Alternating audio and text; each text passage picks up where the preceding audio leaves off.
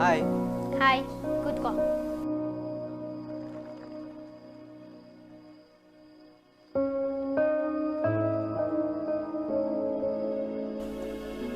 ಏನದು ಹಿಂದೆ ಕೈಲಿ? ಅದು ನಿಂಗೇನೋ ಹೇಳಬೇಕಿತ್ತು. ಹೇಳು.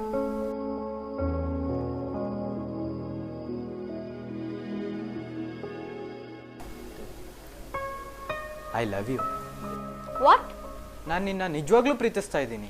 ನಿನ್ನ ಆ ದೃಷ್ಟಿನ ನೋಡೇ ಇಲ್ಲ. ಅದು ಅಲ್ಲದೆ ನಿನ್ನ ನಾನು ಬೆಸ್ಟ್ ಫ್ರೆಂಡ್ ಅಂತ ಅನ್ಕೊಂಡಿದ್ದೀನಿ, ಗೊತ್ತಾ ನಿನಗೆ? ಆದರೆ ನೀನಿಲ್ಲದೆ ನಾನು ಬದುಕೋಕೆ ಆಗಲ್ಲ. ಹಾಗಿದ್ರೆ ಸಾಯೋಗು.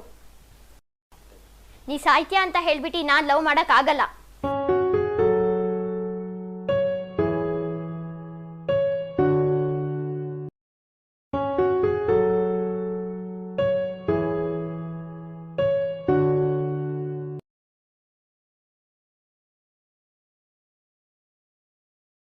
ಎಂತ ಮಾರ ವಿಷಯ ಕುಡಿಯೋದು?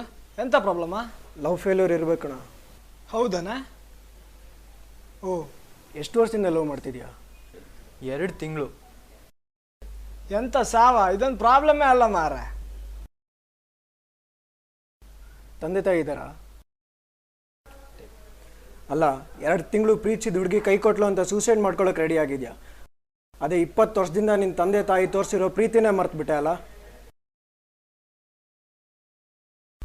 ಭಾರತದ ಸೈನಿಕರಿಗೆ ಪಾಕಿಸ್ತಾನದ ಸೈನಿಕರು ಮೋಸ ಮಾಡಿ ಕಾರ್ಗಿಲ್ ಬೆಟ್ಟನ ವಶಕ್ಕೆ ತಗೊಂಡ್ರು. ಹಂಗಂತ ನಮ್ಮ ಇಂಡಿಯನ್ ಸೋಲ್ಜರ್ ಸೂಸೈಡ್ ಮಾಡ್ಕೊಳ್ಳಿಲ್ಲ.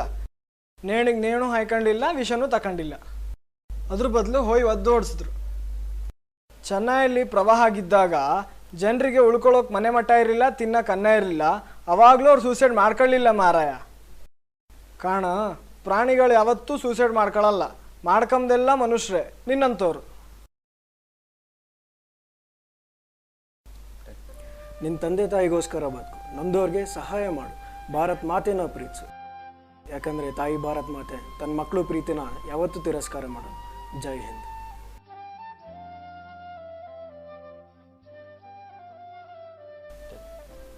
ಅವ ಹೇಳಿದ್ದು ಅರ್ಥ ಆಯ್ತಾ? ನಾ ಹೋಗಿ ಬರ್ತೀನಿ. ಮರ್ತಿದ್ದೆ ಮಾರ. ಜೈ ಹಿಂದ್.